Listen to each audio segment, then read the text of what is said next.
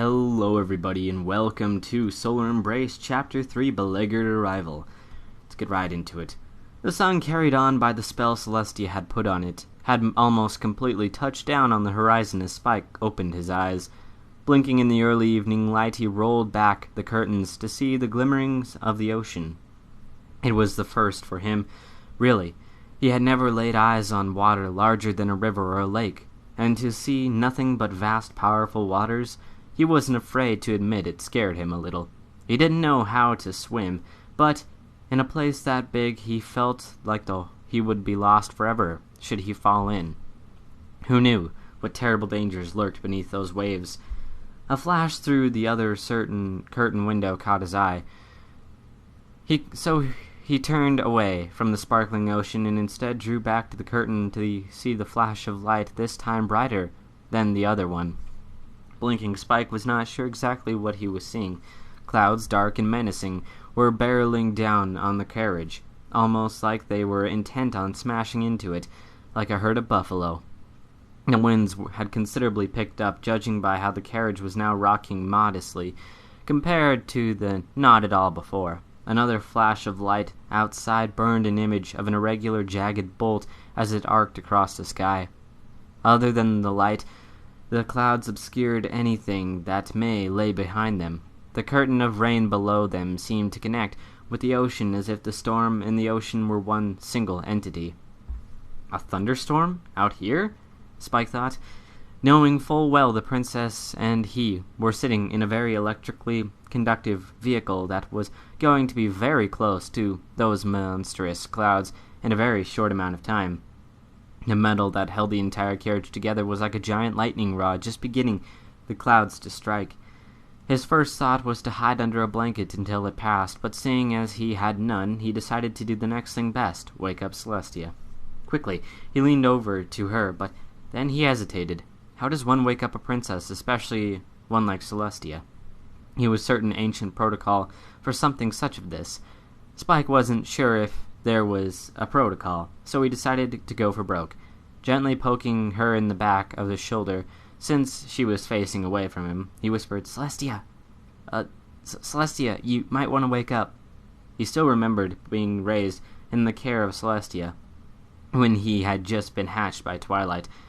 She had been and still was comforting presence, but now he wasn't sure what he felt around her all these years after leaving her care. Safe and secure for sure, but maybe a bit confident in himself. But her other rear glow now made him feel a bit odd, as if he wanted to say something but just couldn't. No, I want a banana smoothie, Celestia whispered, snapping Spike out of his own thoughts. She was clearly still off on another rather odd dream. As every pony knew, Celestia loved bananas. The portals. Put the cube on the pedestal. Damn it, Luna, stop eating the glue and crayons. Okay, this was really off in a bizarre dream. What was all this stuff about portals and crayons? Spike, in response to that, poked her more urgently, taking care not to press too hard into her shoulder for this finger. Celestia, please, you need to wake up. He was almost on the verge of shouting, and would any pony in his situation. Even Pegasi retreated to shelter when a thunderstorm, especially an uncontrolled and wild one, came into the area. Turning over mid-poke, Celestia's eyes opened slowly. What? What is it, Spike? Are we at the island already? It hasn't been 13 hours already, has it? Her long nap after the lack of sleep that night before felt incredibly refreshing, though her body was still a bit sluggish at her commands. Her hind hooves, or feet, as they were called by dragons, felt all prickly. Not exactly, Spike said, hoping she'd wake up faster now that he somewhat had her attention. It wouldn't be any good time for him to panic in such a small enclosed space, but he was still getting rather worried. You might want to take a look outside, like right now. Celestia, rubbing her eyes, sat up and looked out the window. After blinking a few times, she simply turned back to Spike. Fear not, Spike. We are almost to our destination. Those storm clouds only for this far out of the sea there is land close by. If I remember correctly, the island should be on the opposite side of that storm. She could feel the magic of it pulling her closer, like a small pebble being pulled down the side of a steep hill by gravity's power. What? Spike deadpanned, not noticing how his tail involuntarily curled closer to his body. But aren't we in danger? This carriage is made of metal, highly conductive metal, I might add. That was true enough. Also, they were kind of going to fly right in the middle of the damn storm. Yes, but the inside of the carriage is completely lightning-proof. I cast the spell myself many centuries ago, so there is nothing to worry about, the princess said, closing the curtain. The carriage swayed again slightly as another gust of wind buffeted the flying contraption. I should also like to thank you for listening to what I said earlier and refer to me by my name, not my title. Well, we will not be so formal out here, as it won't matter to any pony, especially me. Now, with that out of the way, would you like to know of the island in a bit more detail? Beside Luna and myself, I doubt any other pony or dragon for that matter knows of its existence. Somewhat abrupt, but she knew she needed to help him slowly understand what his quest would be. Too fast and he might freak out, too slow and it might be too late for the planet. Oh, curse unfortunate timing and forgotten obligations. Well, Spike began, unsure if now was the best time for storytelling. What would happen if this carriage was struck by lightning? Would the wings be damaged? Would this weld hold much of it together sheer apart from the high winds? Sure, I guess. You're welcome, by the way, Celestia. He forced his tail to unfurl away from his body, the tip coming to rest alongside Celestia's own wispy one. It wasn't his fault they both had longer tails than most ponies. He was a dragon, and she was an alicorn after all. This did not escape Celestia notice, but unbeknownst to Spike, she inwardly sighed. It was going to be hard to get him what he needed to do. She'd have to take it slow, make it seem real, of course. If it became real, then she might have more problems than she did at the moment. Her heart was upon her. It would build slowly for a remainder of the time, until it came to a peak for several days straight. Then, like the light bulb bursting, it would cease. And if Spike did what he had to do, the crisis would be over. She didn't even want to think of what would happen if he successfully impregnated her. There she was, getting sidetracked again by thoughts. Noticing the confused look on Spike's face at her silence, she gently cleared her throat. The island, like many smaller and isolated ones around the world, are formed by volcanic activity, hot magma coming up from fissures in the planet's crust over many, many years. This one in particular is less than 300 years old. Is it? Spike asked as it grew slightly darker in the carriage. They were drawing closer to the storm. Then, if it wasn't so young and not known by any pony else, then how did you or your sister find it? Wait, Luna wouldn't have found it, as she was still Nightmare Moon and imprisoned on the moon 300 years ago, unless Celestia found it last year after her sister's return. It was an accident, really. I was out in this very carriage, flying across the ocean to visit some friends of mine over in Saddle Arabia, when a freak wind blew my carriage off course. By the time the wind stopped, I found myself over an island. I placed a spell on it so I could remember this location, and so I went on my way. Celestia paused for a moment, as the interior of the carriage grew very dark all of a sudden. It was now officially that they had passed completely into the storm, with the dark clouds seeming to swallow them up and press in on them from every direction. A bright flash of light coursed through the clouds outside, temporarily illuminating the interior of the flying carriage with an eerie glow. I had something placed in this volcanic mountain. The volcano itself is currently not active, so we shouldn't be in any danger from it. It was a lie, and she knew it. There was nothing placed in the volcano by any pony. She felt bad for lying to him this way. It wasn't like she was leaving out something like before. She was actually telling him a lie, something she normally abhorred. But she had given him a motive to be here. So she couldn't just say, Spike, my heat will destroy the world unless you buck my brains out, or something like that, right? Well, I won't be in any danger from the volcano, Spike politely reminded. Dragons, remember? I can swim in magma.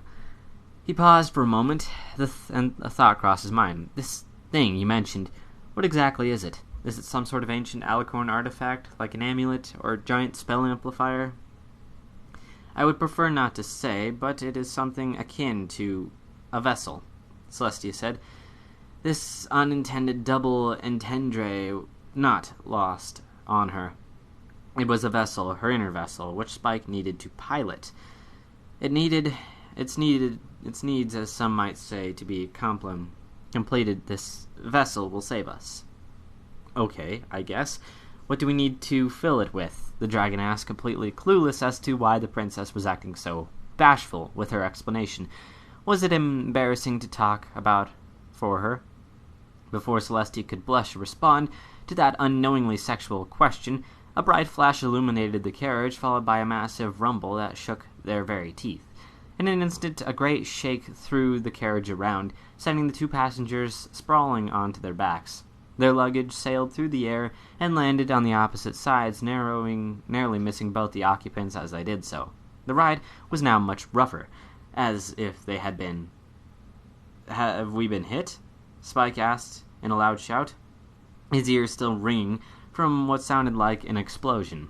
For a younger dragon, loud noises were much more severe than hearing them from an older one, at least noises not made by them. Another foreign noises could damage their hearing rather easily. I don't know, I think so, Celestia responded, her voice barely any louder and yet still enough for Spike's ringing ears to hear. We're not exactly plummeting out of the sky, so one of the wings must have been damaged. That would be rather unfortunate occurrence. They still needed their contraption to get them all the way to the island. Dropping into the middle of an ocean would be a surefire way to get lost and or die. "I'll take a look," Spike shouted back, almost tripping over himself as he got back up and lurched for the window. Peering out, he gazed upon the black clouds around him, the flashing lightning providing all the light his highly sensitive eyes needed. The left side wing, like a great crack, had formed down the middle, and a few flecks of golden feathers flew off with every flap. "Yeah," he said, turning back enough so Celestia could see his mouth. "The left wing looks damaged, all right. He was cut off by another massive burst of light outside the carriage, followed by another rumble that seemed to make this very bone shudder. The carriage lurched again, this time to the right side. Spike tumbled backwards, landing backwards on top of Celestia. "Spike, your spines, they're digging into me," she said into his ear, feeling suddenly rather hot under the collar at the fact that he was laying on top of her. No pony or dragon had ever gotten this close to her, and with her heat only 20 or so days away, she was beginning to feel odd, with her symptoms and the changings in the way brought already beginning to manifest. "Sorry, Your Highness," he muttered. Rolling onto all fours, he scrambled over to the other window and peered out. Extending out from the halfway point, the right wing was missing all of its feathers. Instead, all that remained was a thick gold rod tapering to a point, likely the frame that held it together. Like a damaged tree branch, it flapped around in the wind, completely scorched. "Uh-oh," he said, turning to look at the princess as she joined him at the window. "That doesn't look good." Mentally, he slapped himself at the idiotic comment. "Well, no shit, that doesn't look good. Half the damn wing's gone," he thought. "I agree, Spike. We can't have far to go now. But I fear the wing's damage may be too great to—" the princess began before an almost bright flash on the outside made her eyes sting. Another rumble, not quite as loud, was then accompanied by such a violent thrashing that it was likely the carriage was being shaken by a full-grown Ursa Major. Celestia and Spike fell back, and Spike landed on his back. Celestia landed a mere second after him, having spun in mid-air trying to correct her fall. She landed right on his chest, knocking the wind out of the poor dragon. Well, when you had two massive breasts attached to your chest like she did, it was no wonder Spike suddenly found himself unable to breathe. "Air!" he gasped as Celestia's flowing mane and of hair flew up into his face. Suddenly, the dark world was hit more color to it. Hues of green and pink and blue covered his vision, and unfortunately his airways. However, Celestia withdrew, aware of how she had landed on him, and also unsure that she must have heard something or been smothering him with her mane. "I am sorry, Spike," she said, trying to pull him up into a sitting position as he breathed in gulps of air. Another bright flash and a loud crack surrounded them. The carriage twisted again, as though punched by some monstrous green giant. As it flipped, Spike felt himself fly forward and Celestia fly backward, landing on their rump and slight slapping sound of a tiny oof, almost in slow motion. They both watched as Spike's snout fell below her chin and wedged himself firmly into her dress, his face disappearing in the valley between her two breasts. It kept going, until barely his head spines were poking out of her dress. "Spike!" Celestia cried out of Spike's own muffled reply, was smothered by her pelt and clothes. It was unfortunate that he could breathe, but not get himself out. Celestia grown a fit like a tight glove, and so his face was truly stuck in her heavenly bosom. The lower part of her dress was caught under his chin, tight enough to hold him there, but not enough to restrict his airways. Her soft pelt rubbed against his face as he kept wriggling his head to side in order to try and get free. No such luck, and he was in too deep. "Oh no, this is bad, this is so very bad," he thought to himself, trying to pull his head free, but remaining stuck. He tried to stand up and give himself better leverage, but his legs had become trapped by his clothes bag, and as the carriage rolled again from the high winds outside, he felt weightlessly on top for a second. Only this weightlessness was ended by the fact that the carriage was completely flipped, and in grimace of pain he felt himself land on his back, his clothes bag now wedged underneath him at an odd and uncomfortable angle. Then Celestia's full weight came down on him, knocking the wind out of him. His hot breath came out, sending him what looked like balloons traveling outside her dress and across her belly. The princess shivered unexpectedly. That felt good. Another hot breath washed over her, and she shuddered slightly, suddenly not able to find the exact words to tell Spike to stop. His warm head, stuck inside her heavenly bosom, vibrated slightly at every time he grunted and groaned in efforts to free himself. Then, like he should have done before, the dragon reached up and grabbed the ends of Celestia's breast and tried to pry them apart. All he did was squish them more around his head, with Celestia's sun-sensitive nipples rubbing against his palms. Celestia, even in her slight state of panic, let out a soft low moan. Oh, wow, that was unexpected. No scratch that. It felt great. Her nipples grinding against the palms through the dress fabrics as he somewhat roughly kneaded her large mammaries in an effort to be free. She felt a tingling in her body that she had never felt before. Was this what it felt like to be turned on? To feel tingly and hot and filled with shivers and lightheaded, and the carriage lurched again, not from the storm, but now by the frantic flapping of the remaining bits of the exterior wings. Due to the damaged nature of both, the carriage continually rocked from side to side, and then Celestia felt a strike on her rump. "Ow!" she cried, looking back in time to see whatever it was strike her again. It was Spike's long tail, the long spade-shaped end making another loud smacking noise on her toned ass. It hit again, the feeling of her rump bouncing upon impacts imperating a strange sensation in her nether regions. "Oh, oh, oh!" she cried, trying to muffle the more as not to alert Spike to exactly what was hitting. Should she tell him, or should she continue to explore this delightful feeling?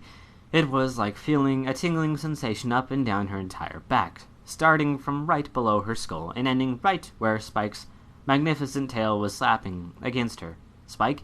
she asked loudly, suppressing the urge to moan against Spike's tail smacked in her dragon in her ass again.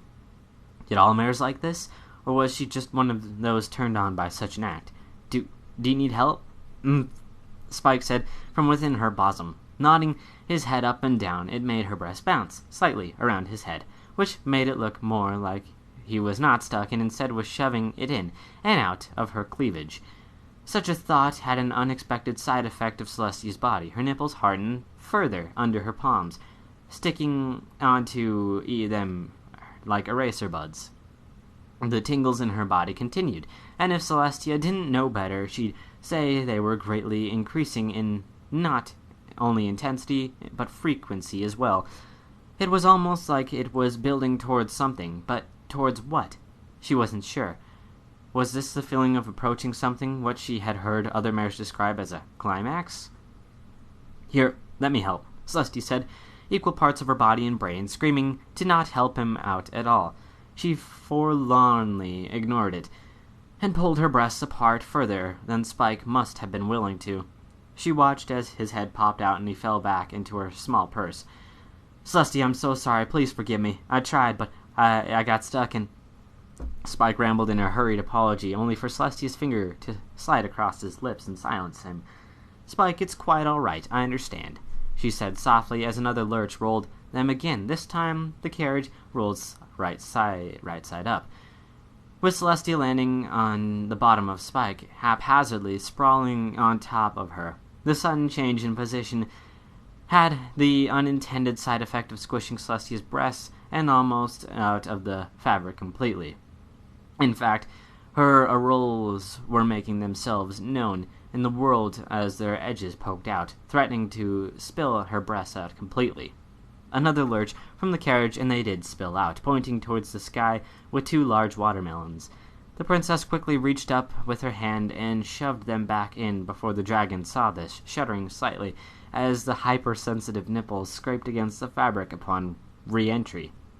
She felt so embarrassed and elated and disappointed, and all at the same time.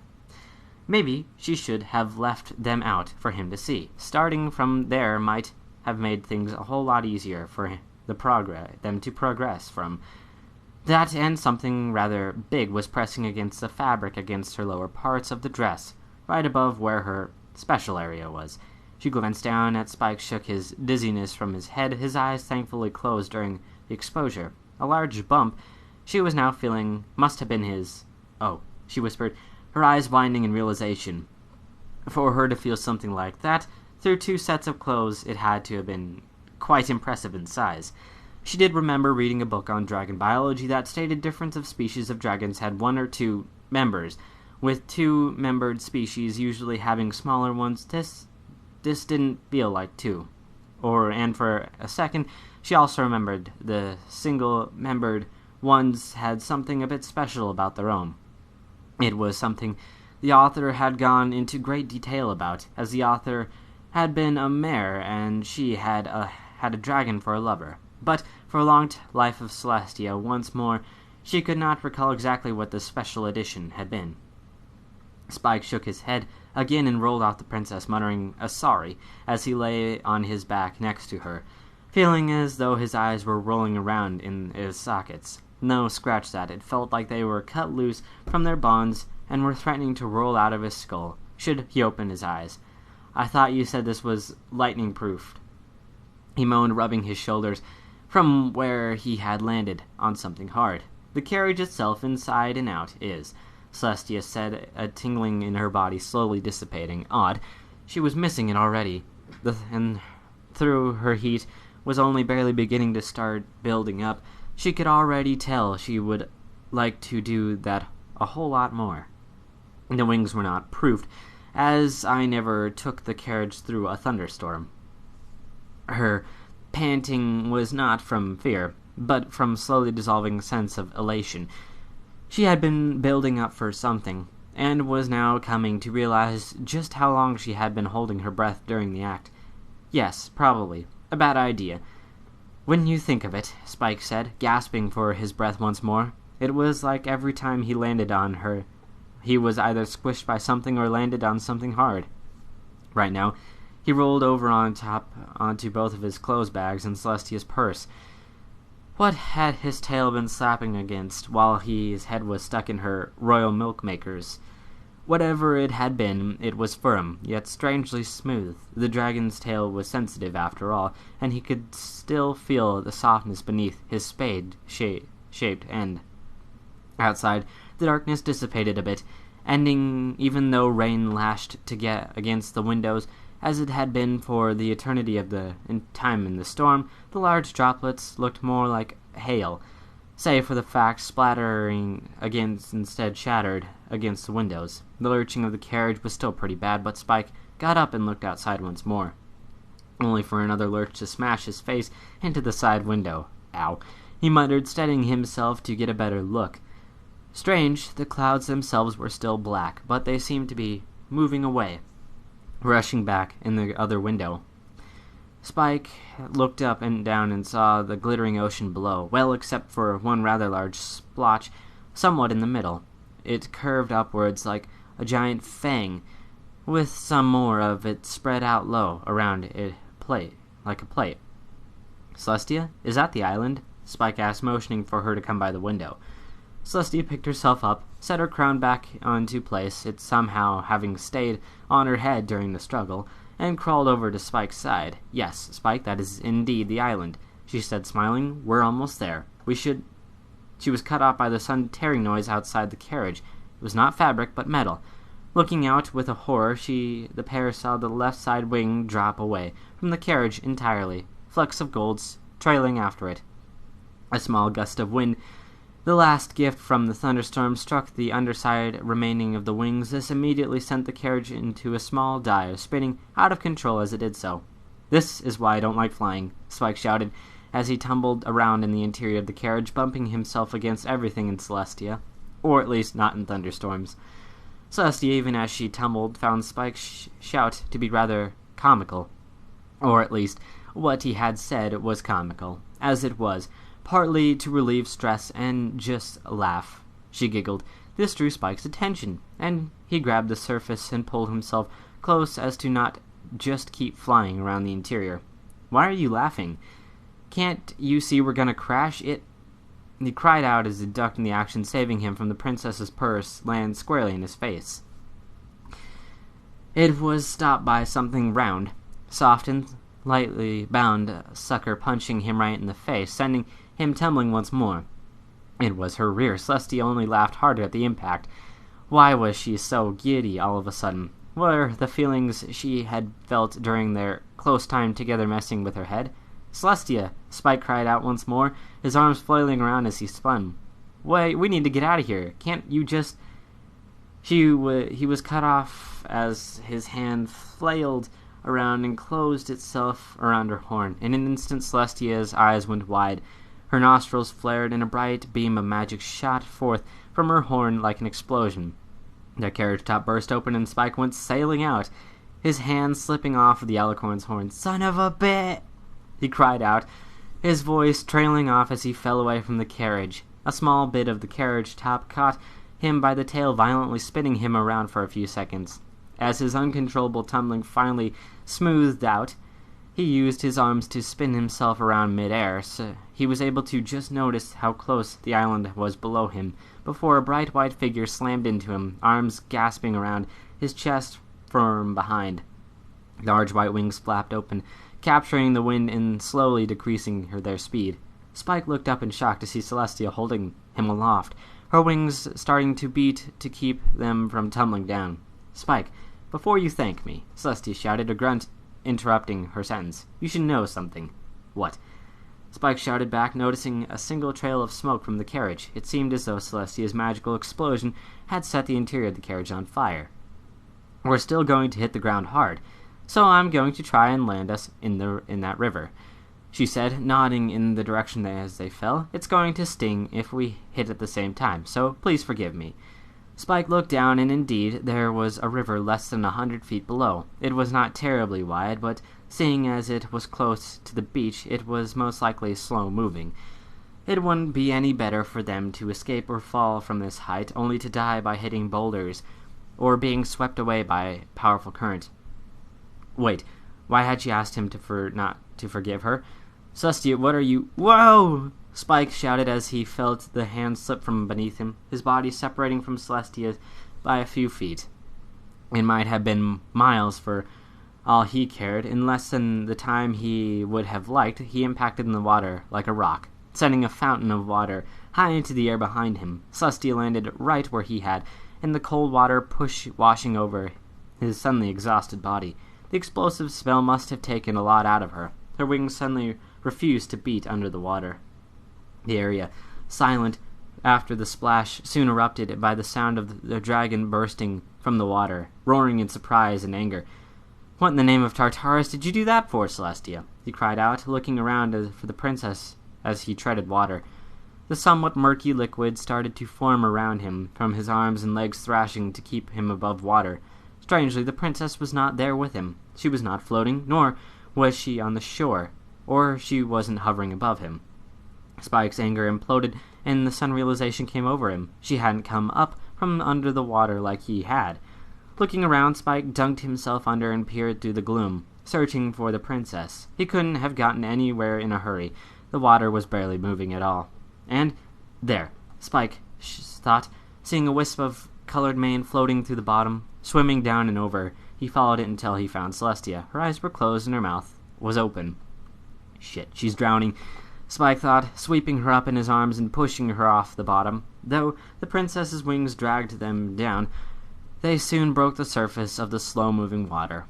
Spike, treading water as best as he could with Celestia's weight adding to his own, swam towards the shore, the sands luckily forming a gradual slope. With Celestia under his arms, Spike rushed out, looking eternally like a lifeguard on television who had just rescued a drowning mare. Only in his case it was real. He set her down on the beach and tilted his head up by her mouth. He heard a slight gargle and tried to remember what to do next. Chest compression? He thought hurriedly. Unsure of himself at this moment, he went for broke and roughly pushed down on the princess's chest, a force expelling some water from her lungs. Another pump, more water, all the while her breasts flopped about in the soaking wet dress. Her wings were soaked in slowly leaking water from the soft feathers, sand coating her backs of them as they spread out behind her like fallen eagles. It was like it wasn't even working.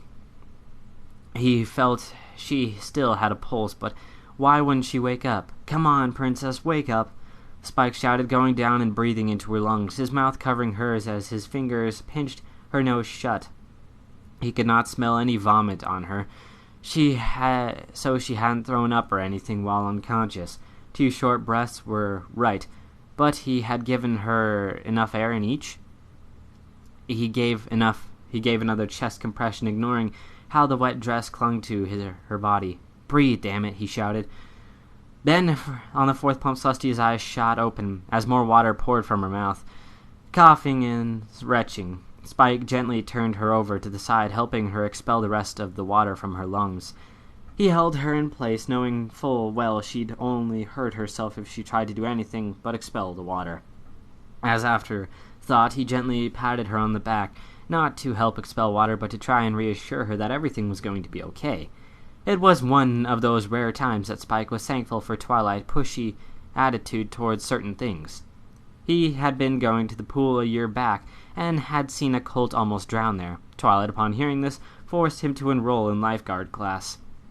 He learned everything to do with lifeguarding, and had thankfully never needed to use his skills back at home. But out here, he just saved Princess Celestia's life. After sitting with her for a short while, Spike saw she had finished dry heaving and had started breathing normally. "Celestia, are you okay?" Spike asked, looking down from behind her. "Yes, Spike, I'm fine," she said, groaning slightly at the pain in her wings. They had slapped into the water behind her, and they weren't broken or anything, but they sure hurt like Tartarus. "How did I end up here?"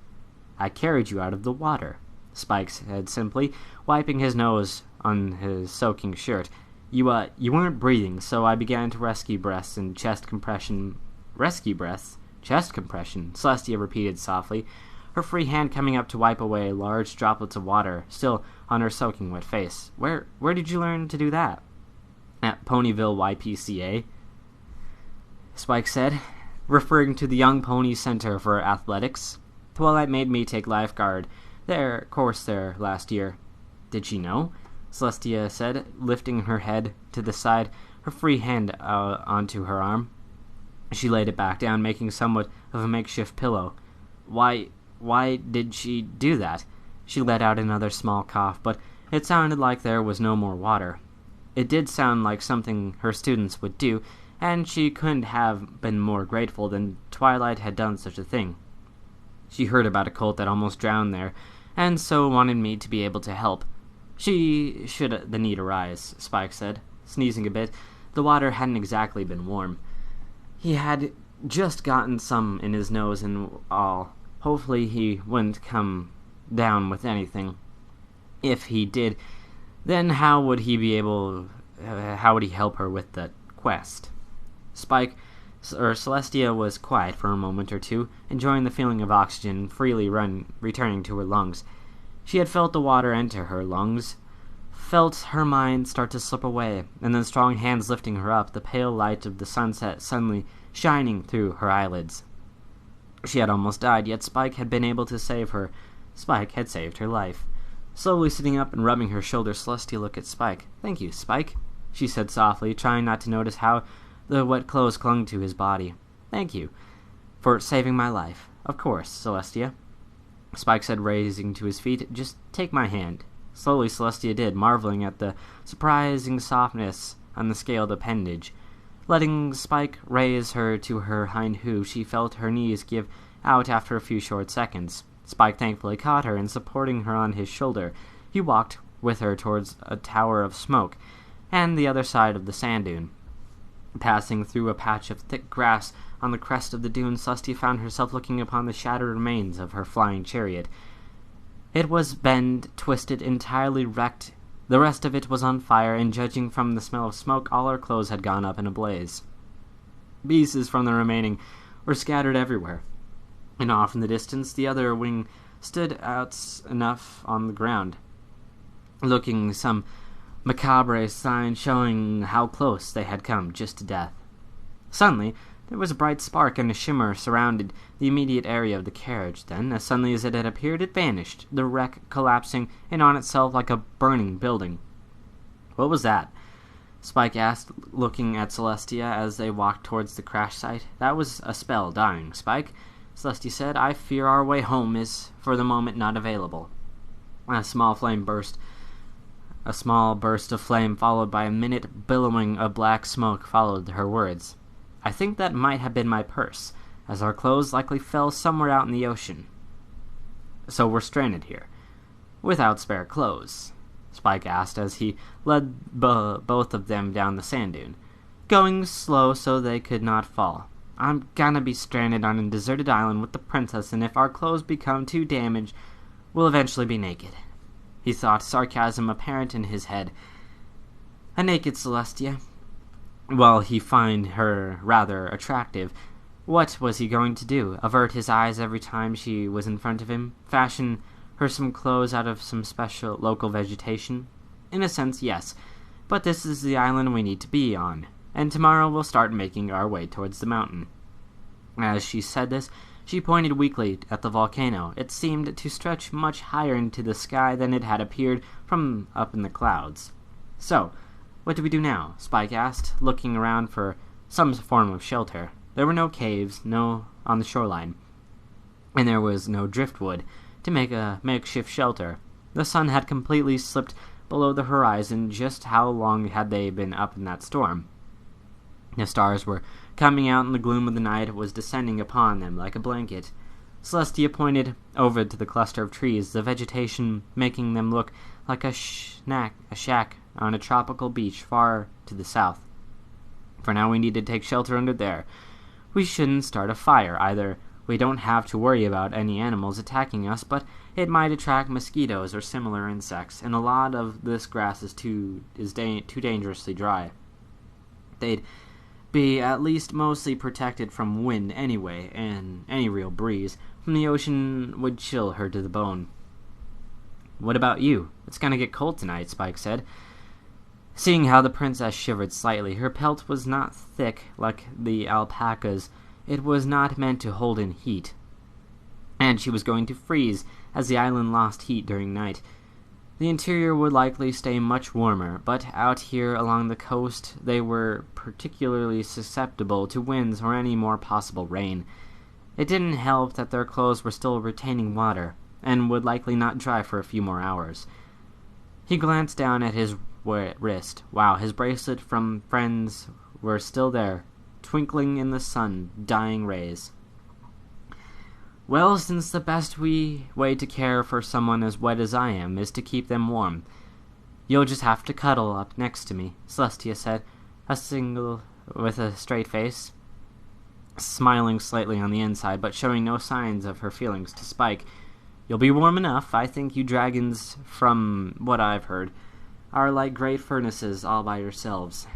This wasn't some ploy to eventually get him to mate her when her heat fully arrived.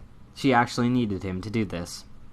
She was weak from her near-death experience, and as such she couldn't just instantly dry herself out with her magic, or make them a shelter in an instant.